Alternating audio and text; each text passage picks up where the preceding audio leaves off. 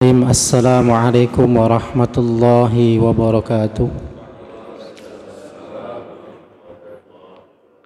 Alhamdulillahilladzi arsala rasulahu bil huda wa dinil haqq liyudhhirahu 'ala dini kullihi wa kafa billahi shahida. Asyhadu an la ilaha illallah wahdahu la syarika lah wa asyhadu anna Muhammadan 'abduhu wa rasuluhu la nabiyya wa la rasula ba'dah. Bapak Ibu jamaah yang dirahmati Allah, alhamdulillah kita bersyukur kehadirat Allah Subhanahu wa taala. Di subuh ini kita masih diistiqomahkan oleh Allah untuk bisa melazimi melaksanakan ketaatan kita, yaitu salat subuh secara berjamaah, dan kita juga diberikan kemampuan untuk bisa duduk sebentar kita menghadiri majelis ilmu kita, pengajian rutin kita di pekan ketiga. Alhamdulillah sudah hadir di tengah-tengah kita guru kita Ustadz Faiz Ibrahim MAG. Beliau adalah pembina Baitul Quran Lampung. Alhamdulillah sudah berada di tengah-tengah kita. Ibu-ibu, terdengar suara bagus? Alhamdulillah. Baik, untuk mempersingkat waktu kita langsung saja kita serahkan sepenuhnya kepada Ustadz Faiz Ibrahim MAG. Padanya dipersilakan.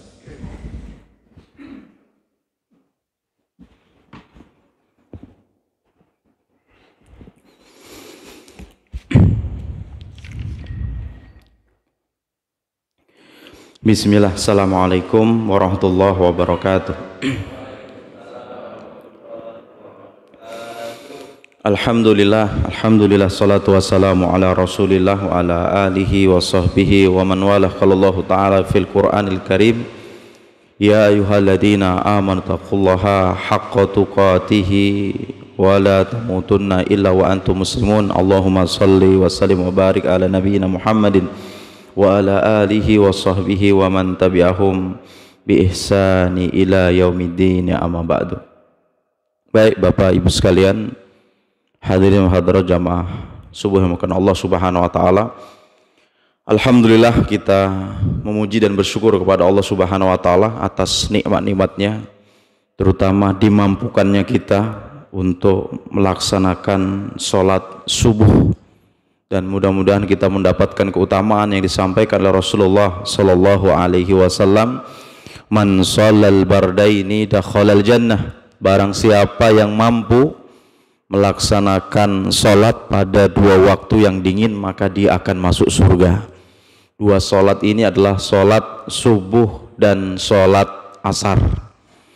Ada apa dengan dua waktu salat ini? Kalau kita ingin melihat bagaimana interaksi malaikat dengan manusia, itu diantaranya adalah Nabi menjelaskan, innal malaikata yata'aqabuna alaikum. Para malaikat itu mendatangi kalian, itu silih berganti. Ada malaikat yang bertugas di malam hari, ada malaikat yang bertugasnya di siang hari. Dan mereka berkumpulnya itu pada waktu sholat subuh dan sholat asar. Yang jaga siang, sip siang itu selesainya waktu asar. Mereka akan naik nanti. Tapi sebelum mereka naik, yang tugas malam hari itu sudah turun di situ. Bertemulah mereka antara malaikat malam sama malaikat siang itu. Kalau security itu kan 8 jam Pak ya, sehari semalam. Kalau malaikat 2 sip 12 jam gitu. Nah, yang tugas siang ini nanti setelah itu naik memberikan laporan kepada Allah Subhanahu wa taala. Kemudian Allah bertanya kepada para malaikat ini, kaifa taraktum ibadi? Bagaimana kondisi hambaku di saat kalian tinggalkan? Apa yang mereka kerjakan? Nah, malaikat tadi mengatakan, taraknahum wa hum yusallun, saya tinggalkan mereka dalam keadaan salat. Kalau kita salat asar. Nah, yang tugas malam selesainya waktu subuh. Yang malaikat jaga siang sudah turun, bertemulah mereka di waktu subuh ini. Bahasanya serah terima tugas gitu. Nah, ini yang tugas malam naik menghadap Allah Subhanahu wa taala, memberikan laporan. Kemudian Allah bertanya, kaifa taraktum ibadi? Bagaimana kondisi hambaku di saat kalian tinggalkan? Mereka menjawab, taraknahum wa hum yusallun, saya tinggalkan mereka dalam keadaan salat, yaitu salat subuh. Artinya salat subuh ini salat yang dipersaksikan oleh malaikat dan disampaikan laporan tersebut kepada Allah Subhanahu wa taala. Inilah diantara yang menjadikan kenapa waktu subuh dan asar itu begitu istimewa. Salam dan salawat mudah-mudahan tercurah pada junjungan kita Nabi Muhammad sallallahu alaihi wasallam beserta keluarganya, para sahabatnya dan orang yang senantiasa istiqomah di atas sampai hari akhir nanti. Baik, Bapak Ibu sekalian, pada kesempatan pagi hari ini kita akan membahas tentang bagaimana cara kita supaya dibangunkan istana di surga. Mungkin Bapak Ibu sekalian sudah pernah mendengar ya bagaimana istana di surga itu. Meskipun Nabi itu menjelaskan kepada kita, a'dadtu li ibadiyas sholihin. Saya siapkan untuk hamba-hambaku yang soleh itu. Mala ainun ra'at, sesuatu yang belum pernah dilihat oleh kedua matanya. Wala udhunu sami'at, sesuatu yang belum pernah didengar oleh telinganya.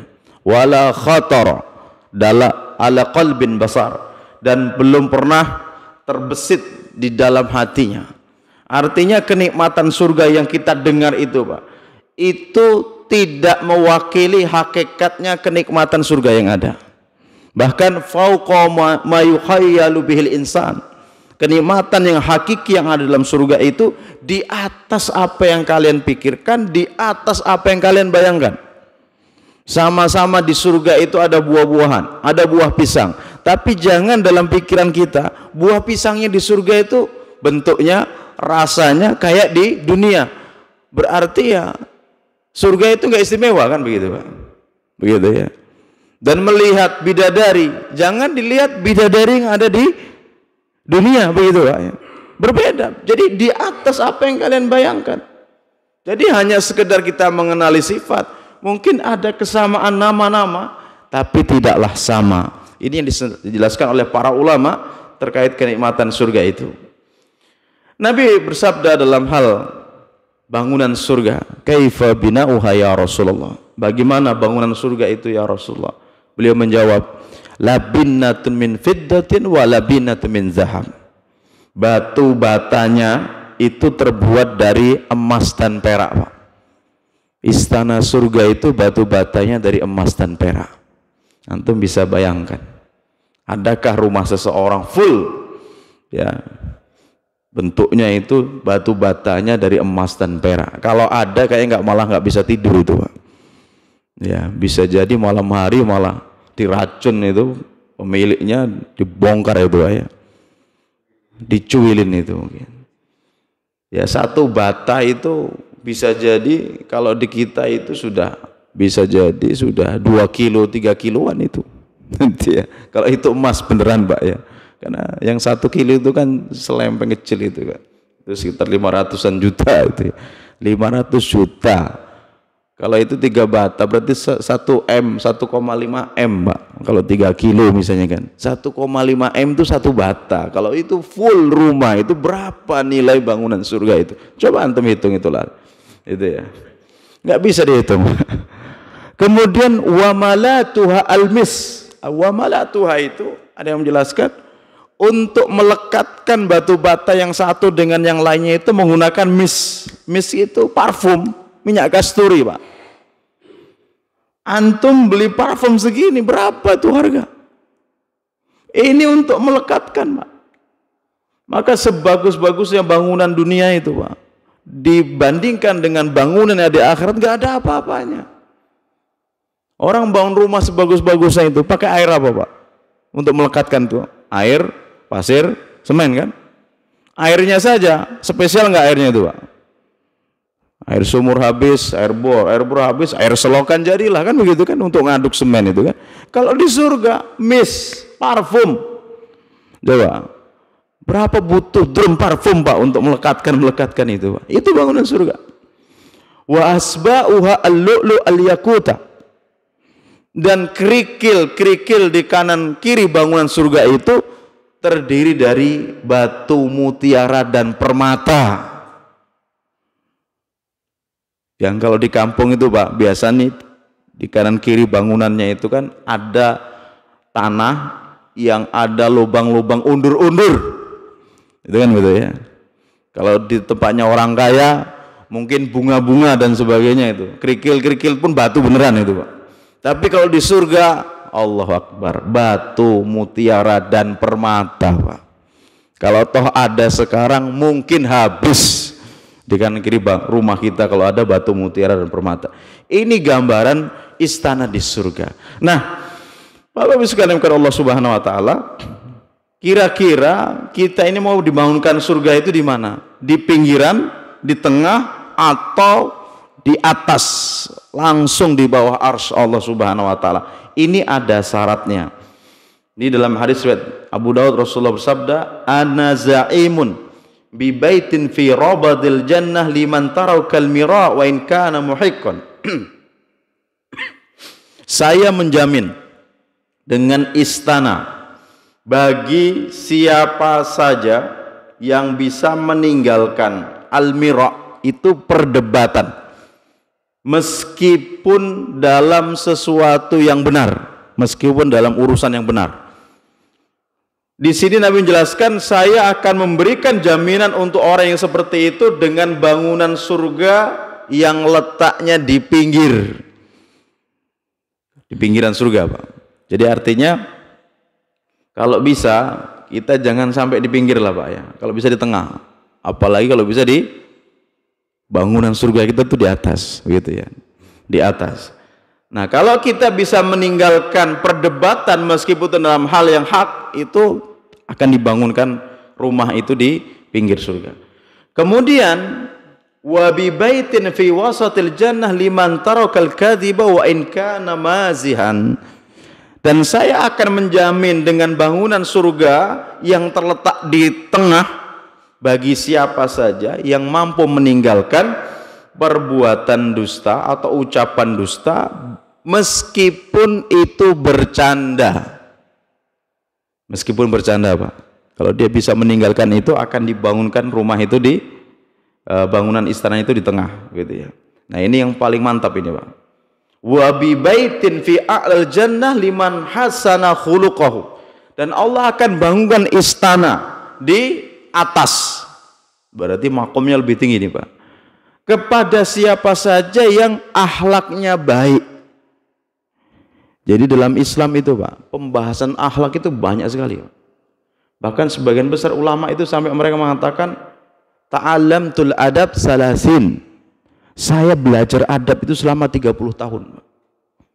Wa ta'alamtul ilma isrin. Dan sedangkan saya belajar ilmu itu 20 tahun saja. Jadi lebih lama belajar adab daripada belajar ilmunya. Loh, kenapa demikian? Karena adab ini penting. Seseorang tidaklah masuk surga, Pak, sebelum dia memiliki adab yang baik. Maka di dalam Islam itu kan ada. Yang pertama, Nabi menjelaskan, ala adulukum ala syai'in idza fa'altumuhu tahabbabtum. Maukah saya beritahukan kepada kalian sesuatu, jika kalian mengerjakannya pasti kalian akan saling mencintai. Yang pertama apa? Absus salam bainakum. Ucapkanlah salam di antara kalian. Ini kan adab. Coba, Pak, kalau dalam Islam itu tidak mengajarkan kalimat ini, ketemu itu ngapain, Pak? Bro, sehat? Kan begitu kan? Coba adabnya yang diajarkan oleh Rasulullah apa? Untuk saling mendoakan. Assalamualaikum, keselamatan untuk kalian dunia akhirat. Satu. Warahmatullah, dan rahmat Allah. Rahmat Allah, Pak, itu sebab kita dimasukkan surga. Salah satu sebab kita dimasukkan surga karena kasih sayang Allah Subhanahu wa taala. Wa barakatuh, dan kecukupan. Wa barokah. Barokah itu artinya cukup. Coba kita diajarkan itu, peduli ya dengan orang lain, berempati dengan orang lain dengan mengucapkan salam. Itu. Kemudian yang kedua, wa'at imut ta'am, dan berilah makanan. Islam mengajarkan kita untuk berbagi. Apalagi yang dimasak daging. Nabi bersabda, fa idza tabahta maraqatan fa aksir ma'aha. Kalau kalian masak daging, perbanyaklah kuahnya. Wa ta'ahad jiranaka, dan berbagilah dengan tetangga-tetanggamu. Ya, syaratnya daging, Pak. Kalau tempe nggak usah dibagi, Pak. Artinya daging ini kan menu istimewa, Pak. Jangan baunya saja sampai sebelah, tapi dagingnya tidak sampai sebelah. Kalau itu sedikit, buatlah kuahnya dibanyakin, Pak. Tapi jangan pula kuahnya juga yang sampai. Ya minimal ada isinya lah, karena begitu ya. Itu adab kan gitu kan. Kemudian wasidul arham, dan sambunglah tali silaturahmi. Coba, kadang kalau kita tidak tergabung dalam majelis ilmu begini, atau mungkin jamaah sholat berjamaah ya, itu kadang-kadang nggak saling kenal, Pak. Seolah-olah ya silaturahim kita itu, silaturahminya kita ini kayak nggak terhubung begitu kan. Apalagi hari ini dengan kesibukan kerja di masing-masing satuan kerjanya gitu ya. Aktivitas kerjanya mungkin ada yang kesana kemari, itu untuk silaturahmi itu sulit. Apalagi silaturahmi dengan orang-orang yang punya ikatan rahim dengan kita, lebih sulit lagi. Karena kebanyakan dari kita itu melalang buana meninggalkan kampung halaman. Silaturahmi, ini kan adab gitu ya.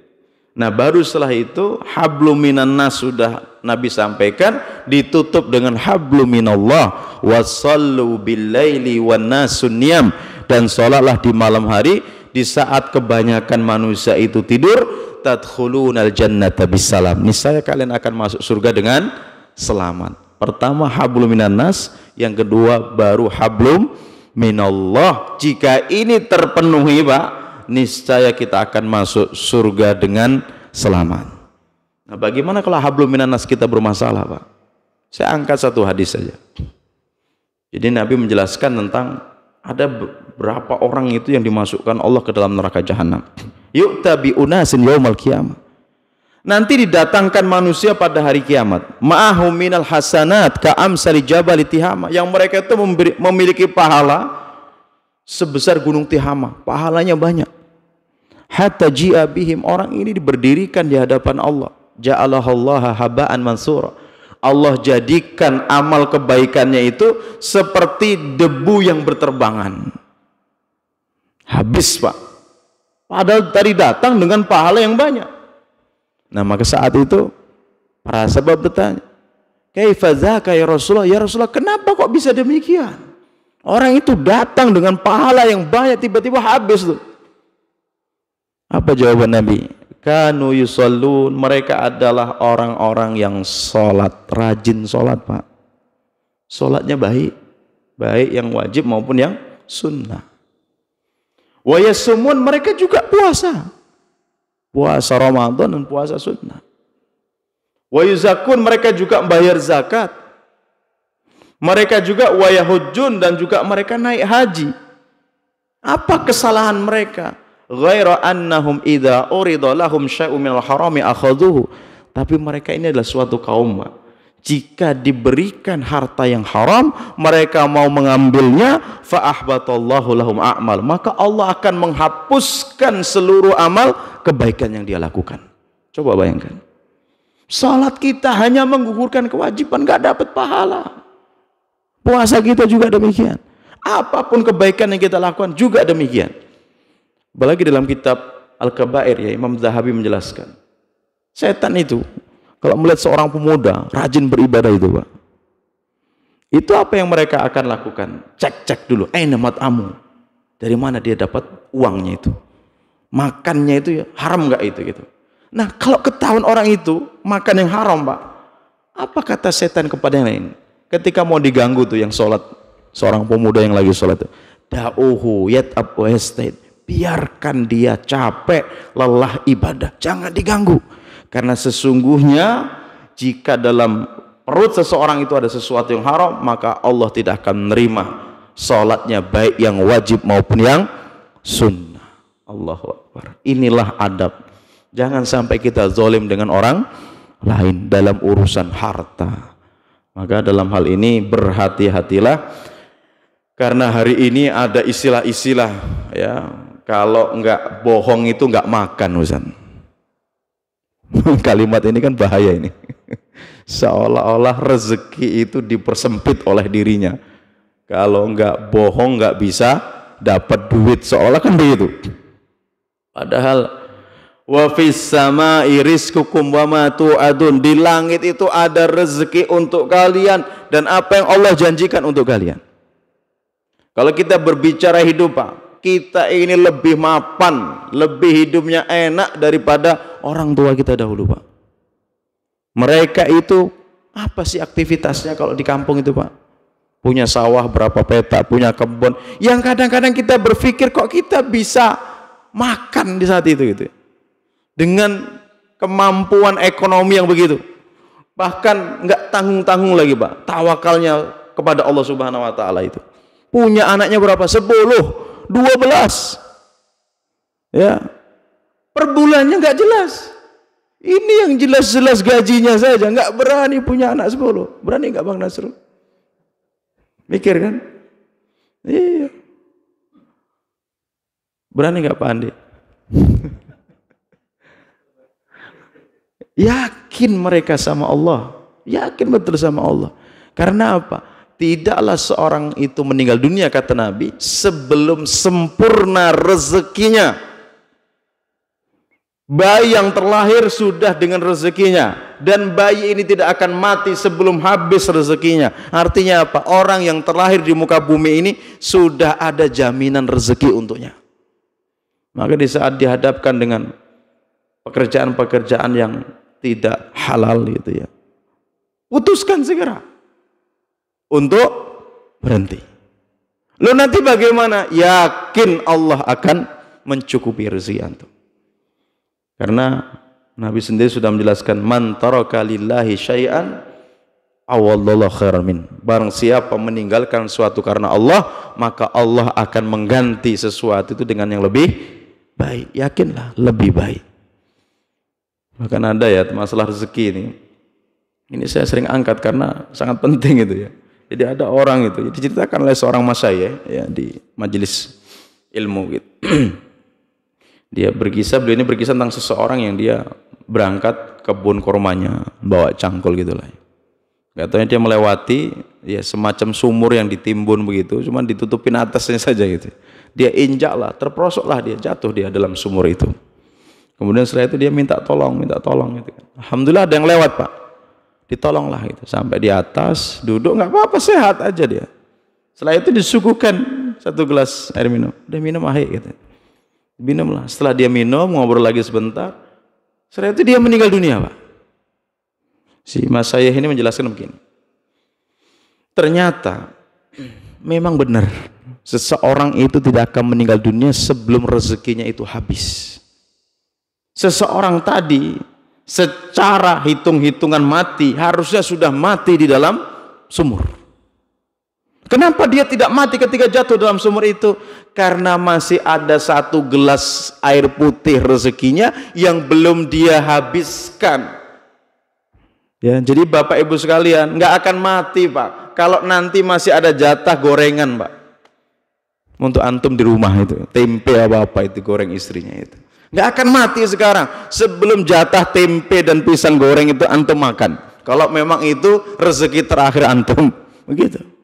Tidak akan, meskipun segelas air putih kalau masih ada dan ini belum dimakan atau belum diminum oleh kita, kita sekali-kali tidak akan mati. Itu seperti itu. Istilah kata, ada nggak orang yang terlahir itu mati karena kelaparan? Covid kemarin lah, dalam kondisi susah berat, bisa makan kenyang nggak kira-kira, Pak? Masih bisa nggak? Masih bisa. Ya, Allah itu nggak usah diajari gimana kita cari makan. Allah akan yang mengajari kita, gitu kan? Apalagi, wah nanti akan terjadi krisis lagi, apa namanya bahasanya? Nah, itu dan sebagainya. Nanti susah, sudahlah. Orang Indonesia itu biasa cari makan dengan tangannya sendiri, Pak ya. Kadang saya itu masuk perkampungan gitu ya. Di bukit-bukit semakin ke atas semakin ada rumah terus gitu kan. Saya cuma mikir, mereka ini nggak punya sawah, kebun itu cuma belakang rumah, kok bisa hidup? Kadang-kadang mikir kalau kita mungkin stres juga ini, dari mana ini makan ini kan gitu. Ternyata ada cara Allah untuk mendatangkan rezeki untuk mereka. Baik, ini terkait ya sebuah keyakinan. Jangan sampai hablum minannasnya kita bermasalah ya. Dan jangan lupa Ya, jangan sampai kita mengambil sesuatu yang bukan milik kita, karena itu akan menjadi penghalang kita untuk masuk ke dalam jannahnya Allah Subhanahu wa taala. Kemudian yang selanjutnya, kalau kita ingin dibangunkan istana di surga, ini ada lagi, Pak. Ini terkadang menimpa seseorang yang punya anak. Anaknya ini nggak biasanya begitu, maksudnya beda sendiri gitu ya. Kakak-kakaknya itu nggak terlalulah mengesankan gitu ya. Tapi anak ini betul-betul menakjubkan dan mengesankan. Mungkin dari perawakannya, dari kulitnya mungkin lebih bersih. Kalau laki dia super ganteng, ya, perempuan sangat cantik. Kita ini betul-betul takjub, terkesima lah dengan anak kita. Belum lagi dia perkembangannya cepat, bagus pula, ya. Kalau disuruh sholat nggak perlu disuruh sholat. Nah, yang seperti ini hati-hati, Pak. Kenapa demikian? Karena terkadang Allah itu nggak mau diduakan dalam cintanya. Kadang-kadang yang seperti ini dicabut nyawanya. Di sini dalam hadis riwayat Tirmidzi, Nabi bersabda, "Idza mata waladul abdi qala Allahu li malaikatihi qabattum walada abdi." Jika ada anak seorang hamba, jadi kita punya anak. Nah, anaknya ini apa? Adalah anak yang paling kita cintai. Maka justru Allah akan perintahkan kepada malaikat, tuh cabut tuh nyawa anaknya itu. Kemudian setelah dicabut nyawanya, Allah bertanya kepada para malaikat, qabattum walada abdi, kamu sudah cabut tuh nyawa anak hambaku itu? Dijawab, na'am, iya ya Rabb. Kemudian Allah bertanya lagi, qabattum samrata fuadihi, yang kamu cabut itulah anak yang menjadi kesayangannya, buah hatinya? Na'am ya Rabb, iya ya Rabb.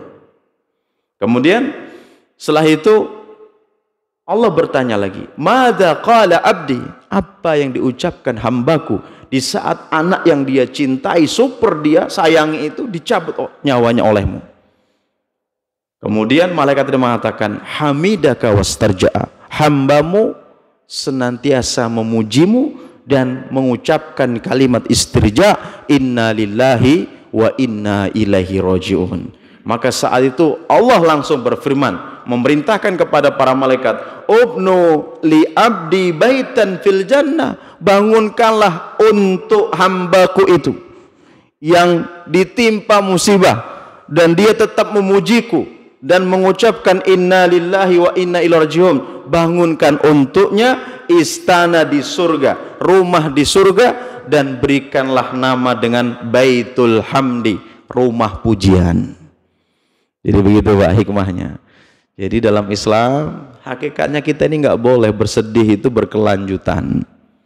Ya, kenapa? Karena hakikatnya orang Islam itu apapun yang Allah putuskan untuk kita itu pasti yang terbaik, pasti ada hikmahnya. Cobalah dicek itu. Antum sebutkanlah apa saja yang sulit dan susah di muka bumi ini, Pak. Ustaz, saya miskin, susah hidup dan sebagainya. Ada nggak keutamaan jadi orang miskin, Pak? Ada. Nabi bersabda, yadkhulu fuqara'ul mu'minina qabla al-aghniya binisfi yaun. Orang-orang fakir dari kalangan orang beriman itu akan masuk surga lebih dahulu dibandingkan orang kaya. Masuk surganya lebih dulu, Pak. Mau nggak, Pak? Masuk surga lebih dulu? Mau? Kalau mau miskin dulu. Iya, benar. Terpaut setengah hari. Setengah hari ini hitungan akhirat. Yang satu hari itu sama dengan 1000 tahun. Berarti berapa tahun, Pak? 500 tahun tuh orang kaya tertahan di padang mahsyar, orang miskinnya sudah pada masuk surga. Lu mudah saja. Kenapa demikian, Ustaz? Karena orang miskin nggak banyak yang dipertanggungjawabkan, Pak. Ibarat kata antum daki gunung, bawa lemari, bawa mobil, nanjak. Orang miskin cuman bawa apa? Tongkat, ya lari dia. Kan begitu. Nah orang kaya, mobilmu dibeli dari mana? Mampus tuh kan. Untuk apa mobilmu kamu pakai? Bawa selingkuhan ya Rob, mampus lagi kan. Begitu. Rumahmu ada 5, pertanggungjawabkan semuanya. Rumah yang pertama dibangun dari mana? Rumah kedua 3 sampai 5 dibangun dari uang apa? Semuanya akan diungkap, Pak. Ya, karena urusan harta itu yang lain cuma satu, umur, untuk apa kamu habiskan? Ilmu sejauh mana kamu amalkan? Badan kita, anggota badan kita, untuk apa kamu gunakan? Tapi kalau untuk harta, pertanyaannya dua. Min aina taksaba wa fima anfaqa. Dari mana harta kamu dapatkan dan untuk apa harta itu kamu belanjakan? Coba. Dari mananya bermasalah, dibelanjakannya bermasalah. Cocok, ini udah habis. Kan begitu, masuk Pak Eko kan. Benar. Loh Ustaz, saya korupsikan untuk naik haji. Apa ketika seseorang naik haji dengan harta yang haram, ketika dia mengucapkan labbaik Allahumma labbaik, malaikat langsung menjawab la labbaika wala sa'daika, tidak ada pemenuhan panggilan haji untukmu. Wa hajjuka mardudun, haji kamu tertolak dan ditolak Allah Subhanahu wa taala. Langsung begitu, Pak. Sufyan Ats-Tsauri, seorang ahli hadis, ketika beliau ditanya, bagaimana saya berinfak dengan harta yang haram? Saya punya harta yang haram, atau cara saya mendapatkan itu dengan cara yang haram. Tapi sebagian besar harta itu saya infakkan. Apa jawaban beliau? Barang siapa yang berinfak dengan harta yang haram, hakikatnya dia sedang mencuci bajunya dengan air kencing. Tambah bersih nggak Pak? Nggak bersih. Coba bayangkan. Termasuk kemarin ada yang nanya, Ustaz, listrik kami itu diakali sama pengurus masjid. Jadi apa itu Pak namanya Pak? Nah, diloskan itu. Kata saya, segera datangi, ingatkan itu, suruh menghentikan. Orang masjid itu kan bisa biaya sosial itu ya, yang separuh. Masa bayar listrik aja jamaah nggak mampu, kata saya. Kita ini mau ibadah, jangan sampai penerangannya dari yang haram, arusnya arus ilegal. Gimana? Bagaimana barokah kita membaca dan menghafal Al-Quran? Bagaimana diberkahi sholat kita? Bagaimana sholat kita akan khusyuk jika penerangannya saja dari sesuatu yang haram? Ini kadang-kadang kan gampang kayak itu, Pak. Ya nggak bisa. Karena itu semuanya akan diminta pertanggungjawaban di hadapan Allah Subhanahu wa taala. Ya tadi, kadang musibah di dalam Islam itu begitu. Musibah itu malah justru akan mendatangkan hikmah. Maka Allah berfirman, kutiba alaikumul qital wa huwa kurhul lakum. Telah diwajibkan untuk kalian berperang, padahal berperang itu sesuatu yang kalian tidak sukai. Ada yang suka perang, Pak? Kalau suka perang berangkat sana, Pak. Kemana, Pak? Palestina sana, Pak. Kalau enggak ke Ukraina sana, ke Rusia sana, Pak. Pasti kita enggak ada yang suka namanya perang itu, Pak. Sukanya kita damai, kan gitu kan. Tapi Allah berpesan setelah itu, asa an takrahu syai'a wa huwa khairul lakum. Bisa jadi kamu itu tidak menyukai sesuatu, padahal sesuatu yang kalian tidak suka itu amat baik bagimu. Tadi sakit, siapa yang suka sakit, Pak? Enggak ada yang suka. Tapi Nabi bersabda, idza kasrat dzunubul abdi, jika dosa-dosa seseorang itu sudah terlampau banyak, walam yakun ma yukafiruha, dan dia tidak memiliki amalan yang bisa menggugurkan dosa-dosanya itu, apa yang Allah akan putuskan? Ibtalahumullah bil husni, Allah akan timpakan penyakit atau musibah kepada seseorang tersebut dalam rangka apa? Menggugurkan dosa-dosanya. Sakit digugurkan dosa-dosa kita, Pak. Apalagi miskin masuk surga duluan. Makanya ada sebuah konsekuensi. Kalau miskin, Pak, harus taat, begitu. Kalau nggak miskin, nggak taat, sombong pula, masuk dalam daftar orang yang pertama kali masuk neraka. Itu ada siapa? Ailun mustakbir, orang miskin tapi dia sombong. Orang miskin sombong, terus lantas apa yang disombongkan, Pak? Ya, nggak mau sholat, nggak mau taat, nggak mau tunduk sama perintah Allah. Terus apa yang dia mau dapatkan, gitu kan? Nah, konsekuensinya orang kaya itu dia harus bisa hati-hati dengan hartanya. Dan jangan lupa, sebagian hartanya itu ada haknya fakir dan miskin. Maka harus ada yang dibelanjakan di jalan Allah Subhanahu wa taala supaya pertanggungjawaban nanti di hadapan Allah itu tidak berat, begitu kan? Orang kaya itu masuk surga itu, Pak, mudah betul. Mudah betul. Antum bayangkan tuh Pondok Gontor itu. Sekarang sudah 98 tahun. Kalau Muhammadiyah itu sudah 100 berapa tahun, Pak? 106 tahunan lah ya. Artinya begini, kalau ada masjid di tengah-tengah pondok pesantren itu dan ternyata itu wakaf dari seseorang, tanah itu Pak, apalagi seseorang tadi mewakafkan tanah plus membangun masjid, dipakai oleh santri untuk menghafal Al-Quran masjid itu, dan orang-orang sholat di dalamnya, pahala jariah Pak, selama 98 tahun itu mengalir Pak. Orang kaya enggak, istilah kata nggak kesusahan untuk mendapatkan pahala banyak itu Pak. Waktunya buka puasa Ramadan udah dia tabur tuh dia tuh, untuk berbuka itu Pak. Barang siapa memberikan bukaan kepada orang yang berpuasa, maka baginya pahala orang yang berpuasa tanpa mengurangi. Coba di doa kemarin itikaf Pak, satu malamnya itu sampai 950 orang Pak yang itikaf itu Pak. Bahkan sampai 1000. Apa yang heboh Pak? Apa yang hebat? Untuk sahur itu ada satu orang yang mengcover dan tidak ada orang lain yang boleh ikut-ikutan. Pokoknya sudah jatahku semuanya. Berapa orang laporkan? Malam saya kirim langsung sebelum sahur. 1000 bungkus dikirim Pak. Selama 10 hari Pak. Dia ingin borong pahala itu Pak. Artinya kalau orang kaya itu nggak susah masuk surga itu sebenarnya.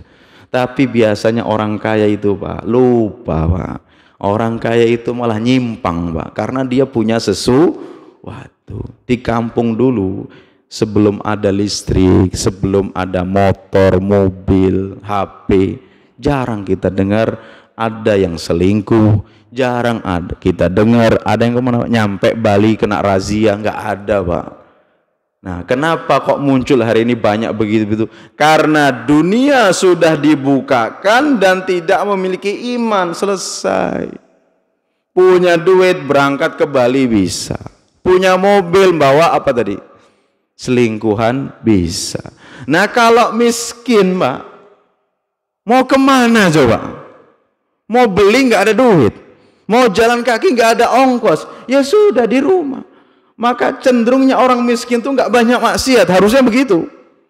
Nah, orang kaya ini dibuka betul, ya, karena ada fasilitas. Maka hati-hati dengan kalimat istidrot.